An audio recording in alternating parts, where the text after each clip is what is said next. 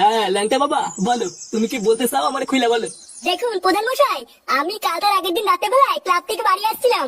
তারপরে আমি দেখলাম ওই মাগিটা রাস্তায় দাঁড়িয়ে আছে। আমাকে ডেকে বললো আমি তোমার বাচ্চার মা হতে চলেছি। হায় হায় হায় হায়, এ তো মহা অন্যায়। তারপর কি হয়েছে খুলে কও। তারপরে আর কি, ওই শুনে আমি দৌড়ে বাড়ি চলে আসি। প্রথমে তো আমি ভেবেছিলাম কোনো পাগল হবে হয়তো। ও বাবা, পরের দিন সকালবেলা দেখি লোকজন নিয়ে বাড়ির উপর চলে এসছে আর বলছে আমি নাকি সর্বনাশ করেছি, ওকে নাকি বিয়ে করতে হবে। আহা ল্যাংটা, এটা তো দেখছি তোমার সাথে খুব বড় অন্যায় হয়েছে।